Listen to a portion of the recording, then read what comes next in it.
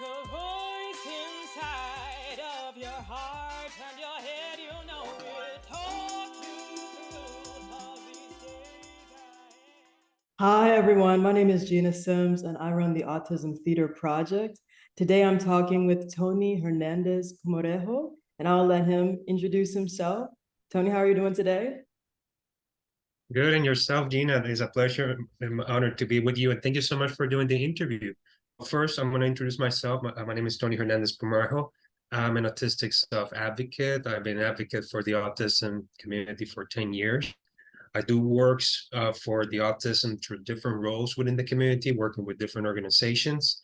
And, and this has been part of what has been my life mission since almost 10, 11 years ago, which is what can I do from my end, especially as my life experience as as an autistic person, to help individuals impacted by autism. I was diagnosed at age 3, born and raised in Puerto Rico. I'm an author of my own book called An Autism Unscripted Life. I've been on media and I have my own podcast as well. So I'm looking forward to sharing a little bit of my experience as an advocate and what can be done for autism. Tony, what was the moment in your life when you decided you were going to use your experiences with autism to become an advocate for others? That moment came almost 10 years ago.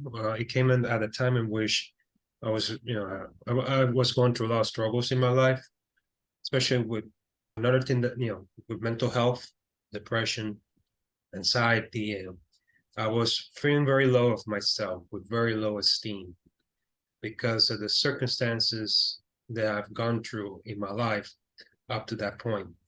I moved to Florida almost 11 years ago. So I was working, I was very frustrated. And it got to a point in which, I have two options: either stay down in defeat or move or get up and fight for what is right.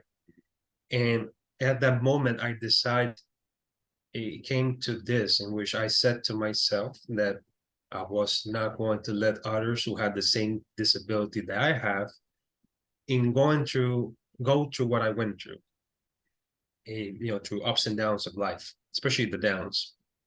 And that moment, I became more involved with the autism community.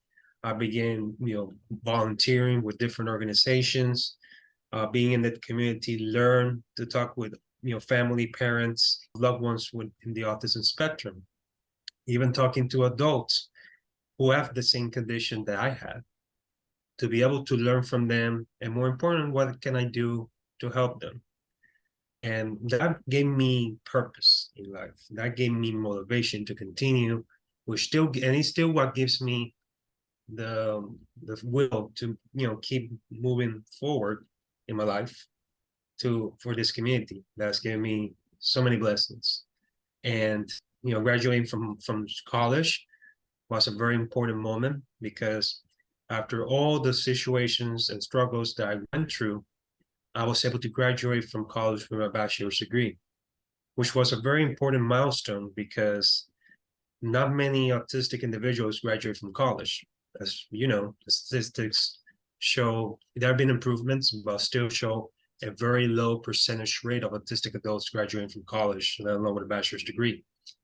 So I graduated with my bachelor's degree. I was recognized an autistic college graduate by the college president at that time in front of thousands and thousands of people. And that was a very important moment because it confirmed to me what I came here to do. And that's to be that advocate for the entire community, families, parents, providers. And and to go beyond the awareness, beyond the acceptance, and let's focus on action. So that way, how can we give the families, the autistic individuals, the resources and tools to move ahead in life? So that's what motivated me, and that's what motivates and fuels my mission to this very day. That's awesome that you had that moment on stage where you realized, okay, the best thing I can do for the autism community is basically succeed and then show families and others, individuals on the spectrum, how I made that success happen. When it comes to acceptance, while that is important, at times it can feel like society is saying, oh, we need to accept not just autism, but that the obstacles these families may be facing are so difficult that maybe they need to just accept the reality of those obstacles instead of continuing to work to overcome them. I think that message is sometimes thrown around in our society, and that can actually be detrimental. But what you're basically saying is, yes, we need to have acceptance, we need to have awareness when it comes to autism, but most importantly, we have to show that success is possible and give people the resources that they need to succeed. Exactly. And that's the key. It's just about all giving those tools and supports. And one thing is that autism impacts everybody differently. I don't, it could be frustrating with the labels and functioning, low functioning, severe. It's very important, of course, but what we are doing to give them the tools to succeed, to have a great quality of life. Autism, the mission of the community overall, is not complicated. It just has to be one, quality of life. And that's what we need. That's the north. That's what we need to go on. And that's what been my focus on since I've been an advocate. I agree. I think having a singular focus is so important because that way people don't get caught up in things like arguments over labels and things of that nature. Instead, we're just like, okay, how do we help every person on the spectrum have the best quality of life possible? I love that. What advice do you tend to give parents and caregivers about how to help their children have the best quality of life? The focus is that everything happens for a reason, for a purpose, especially when parents receive that news that their loved one has been diagnosed with autism. As you know, a lot of times that can create a wide range of emotions, sadness, worried, excitement as well. Sometimes, as crazy as as weird as it sounds, but uncertainty. I believe it's more uncertainty. What will happen to my child? Will he or she have the best quality of life? How will he or she will do in school, in social life, healthy, everything. And I believe my best message for the parents is you need to be very resourceful. You need very persistent, and don't be afraid to ask for help, because you have to realize that autism impacts you, the parent, as well. Let's focus on, not only the person with diagnosis, but parents or siblings or the teachers, and, impacts everybody. It's important to get those resources and be there for your child, but also it's very important the self-care for you as well. And that's something that a lot of times we talk about in this whole community thing about autism. So that's a couple of things. Education, learn, keep up to date with everything that's going on with autism. Get to the support groups. Recreational health, very important. I think that was more important of all. Be healthy. Be healthy for your child, healthy for yourselves. And those are a couple of things that throughout my years of experience have helped parents. And to never give up, and focus that your child has a purpose, and to be able to succeed in life. Were there people in your life who helped you discover your purpose when you were in your early 20s and realizing that you wanted to be an autism advocate? The best therapy I ever had was the School of Hard Knocks. And I don't know if you heard about that phrase. The School of Hard Knocks is that life knocks you down time and time again. That's all those experiences later on when in my early 20s, going to work in a field in which is, according to society, that's not supposed to be doing as an autistic person, which is customer service and retail.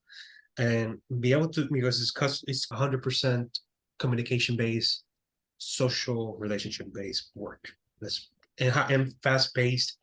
A lot of times I struggle with short-term working memory with so many things, and my anxiety goes up. All those experiences overall helped me in becoming an advocate. To get to the point and say, okay, let me see what I can do to help others. And that's what continues to help me.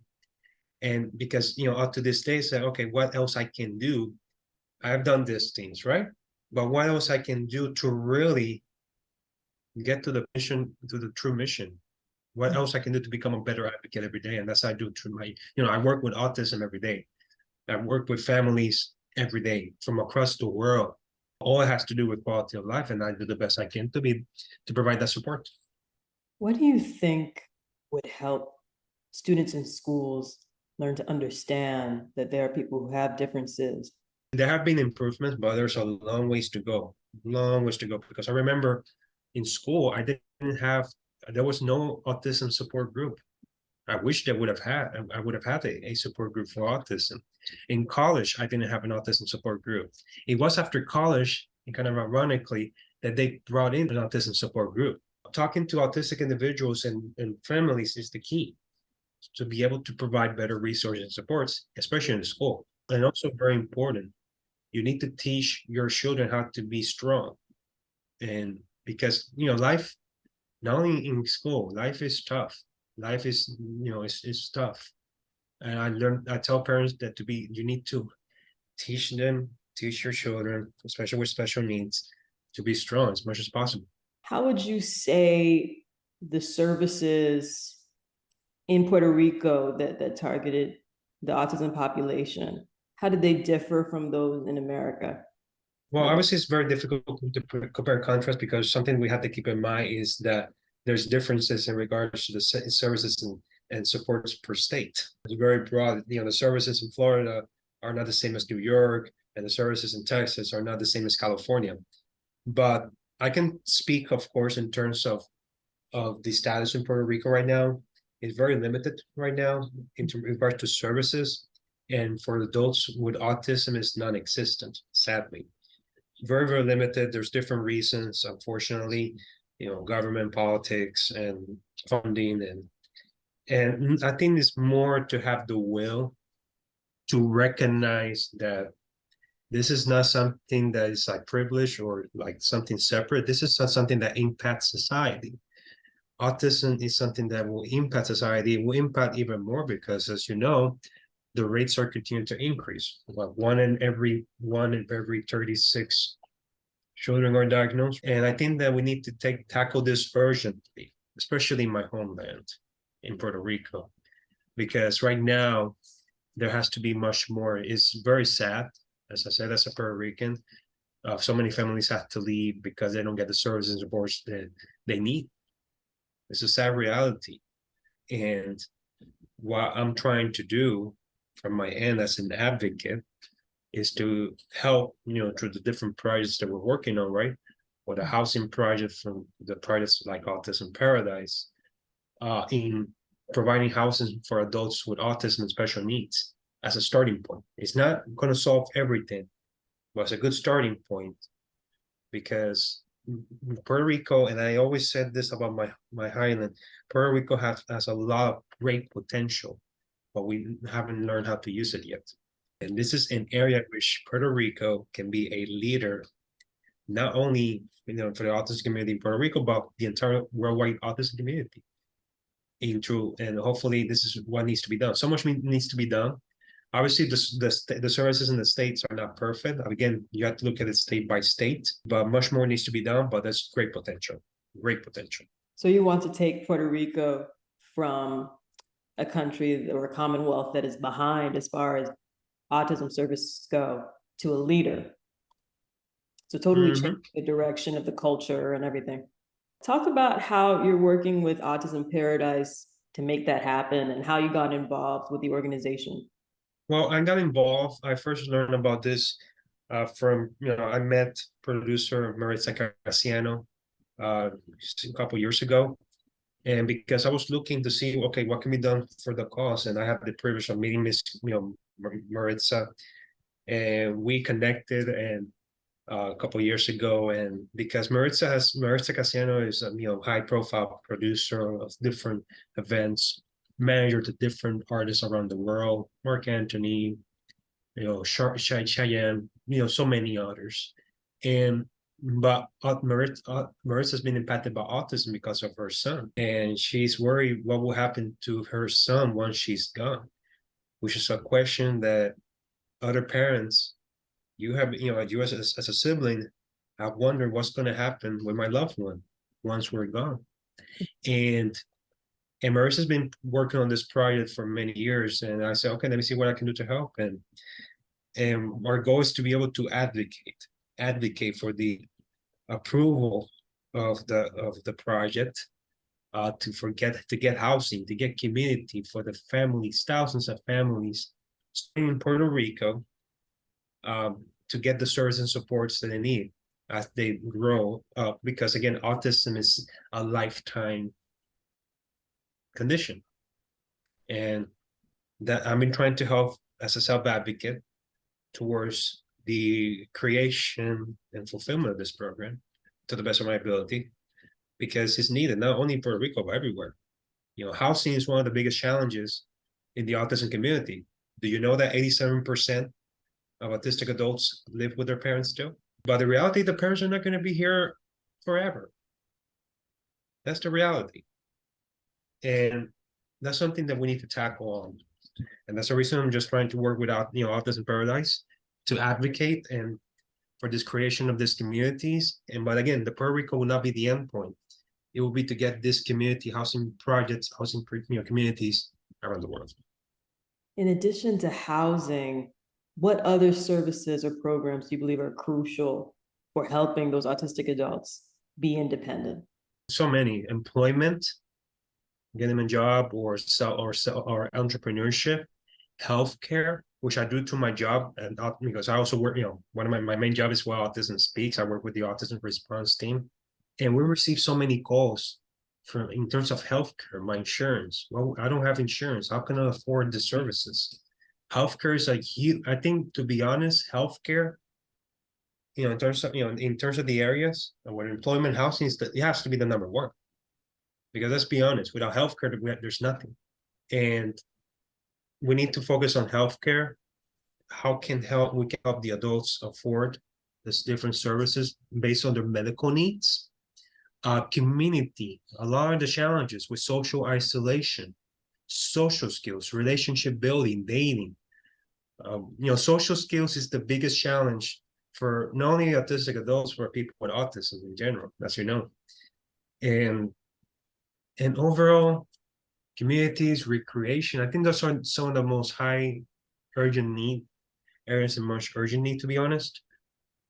Tackling those areas will do a long way towards helping, again, provide the resources and supports for the autistic adults to live a very quality of life, regardless of the level on the spectrum, 1 through 3, because each individual can contribute. As I've always believed that. And that's what we need to go as a community. And that way, with a stronger community, we can work with the society to see, hey, this is an urgent issue that will continue to increase. Because as you know, in the next 10 years, 1.2 million autistic children are going to transition to adulthood. So what are we going to do? So again, this is not something, autism is nice. This is something that impacts the society, that impacts all around the world. What are we going to do? Starting, housing, healthcare, employment, finances. That's very important as well. Financial services, very important. We can tackle those areas. We'll go a long way. And I feel like, especially now when we're having a great resignation, I think people call it, where a lot of people quit during the pandemic. So there aren't as many, there are a lot of job openings, actually. I think it's really important for people to realize that when it comes to the autism population, it's not a segmented, separate population. Their success directly affects the success of the rest of the world, and their employment affects the rest of the world.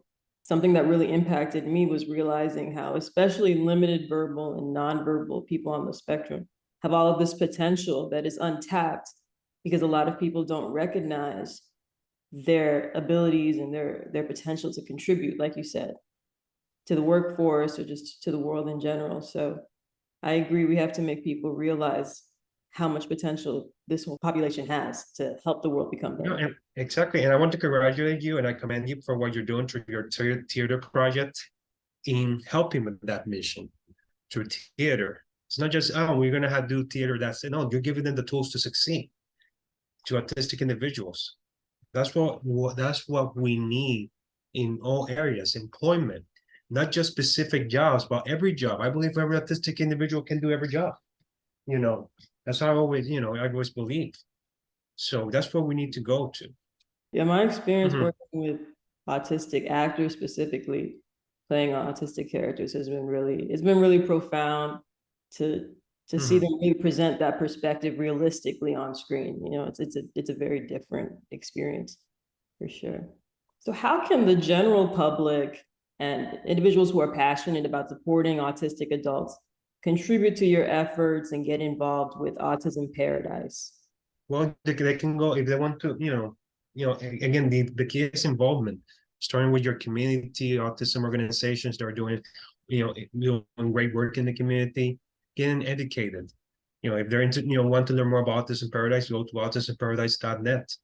Reach out to us that, on our main website. We'll be more than happy to answer any questions. And yeah, get involved. That's the key. Are there any other legislative or policy changes that you think would improve the lives of people with autism and their families, either in the US or specifically Florida or Puerto Rico? There's so many, so many, legislation that needs to be done. Especially in Florida with the waiver, the Medicaid waiver, that needs to be fixed. Housing needs to be fixed. Not only Florida, but different parts, Puerto Rico, many other parts. I think that, obviously law enforcement training, one of the challenges, issues out there is the interaction of autism individuals with the law enforcement. I know several great police departments, great agents that do training with autism, but much more needs to be done. Healthcare services, caregiver compensation for families if they have to take care of their loved ones is urgent. Because again, autism impacts the people that the caregivers, the family. But it's not just getting them to the legislation. It's not just we submitted a bill towards the Senate, right, the House, whereas in Puerto Rico, Florida, or the whole US, is to make sure that we're passing laws in which people are going to respect, that people are going to follow. Because, and I've seen this, there are laws in which they're passed, but nothing is done after that. It's just saying, oh, we pass a law and that's it.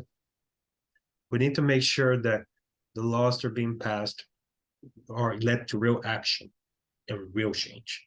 And for me, that's the most important thing to see. Is there a specific experience you've had that you wouldn't mind sharing as while being on the autism response team? A story that you have that really impacted you when you had to help a caregiver or someone on the spectrum that you would like to share? There's so many stories. I think that for me, the most impactful stories are those that whether it's an autistic individual reaching out to us, they're homeless, they're afraid, they don't have no support. And sometimes they want to be heard. They want to talk to somebody. I think that happened to all of us, right? When we go through loneliness, depression, because this world can be cruel, and that's a reality. I think that to be that support, because a lot, I deal with a lot of situations that are life or death, and to be able to help in some capacity to make an impact, even though I don't know the person, very well. I'm just talking on the phone or the email, and I've seen too many stories. But to be able to make that impact again, and to know that my help made the difference in their lives is the most beautiful thing that happens in my life, and it means a lot. Because I have this autistic individual who was on the streets. He was able to get a job. He was able to get housing, and he was so grateful. And there's so many stories, thousands of calls, emails, chats every day that throughout the world, caregivers. That's the most beautiful thing about this job that I do. That I'm blessed to do with Autism Speaks as a part of the response team, is to be able to provide that resources. We're, to be in that front line for the community. And I'm blessed to do that job every day. I do feel like oftentimes autistic children, as they grow up, get less services and in a way are almost forgotten by the system. Like it seems like there are a lot of services for early intervention and that children in that 2 to 10-year-old age range. And then as they get older, there are less and less services and less supports as they become adults, which might lead to something like having someone homeless who's autistic calling you up, trying to figure out how to get a job and get a house. Or even worse, a lot of them are in prison, unjustified. Yeah, that's something that doesn't talk about, or in the streets. I mean, some of these issues with prison, children with autism, trafficking. Again, as services drop, what will happen? The population will continue to increase.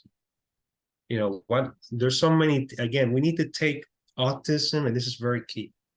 This is a issue that impacts society, not just one community. We need to change from community as a social society, because autism impacts society, not just one community. That's a difference. And that's the reason, oh, we're doing something for the autism community. No, this is autism impacts society. Until we, change our focus and look at this as society-based, there's not much that's going to change. And that's the reality. That's the sad reality. Well, you've given me a lot of takeaways, especially the biggest takeaway I've gotten is that we have to show people autism impacts society. The problems affecting the autism community are somehow affecting you as well, because I think as much as people want to be charitable, the reality is that people are worried about themselves and their own lives. And we need to see, you make the autism community stronger, you make your life stronger, your world stronger. And there's also so much to learn, as I know it, and as I talk about often, there's so much to learn from people in this population. Was there anything else that you would like to share? Yes, and well, first, I just want to say thank you. I'm very proud of what you're doing for the community. Just keep moving ahead. We need you. We need voices that are strong. I know that you're doing this, for your loved ones, your sister who is on the autism spectrum as well. And I think, again, education is the key. Talk with families, individuals that are impacted by autism. I invite everybody to, again, to learn more about the project, autismparadise.net. You can find Autism Paradise through all social media, and get involved. Regardless of where you are, get involved. Learn autism support groups, whether it's different organizations. Autism Speaks, my organization as well, Autism Speaks. Be able to reach to them as well. There's so many, again, but get involved. That's the most important thing. The Centro de Capacitación de Autism de Puerto Rico. Go there, Autism Paradise, learn about our projects. We're here to serve. It was great talking to you. Thank you. Thank you for sharing your story. Thank you. Thank you, Gina, and thank you so much, and greatly appreciate it. Awesome. Bye. Have a good one.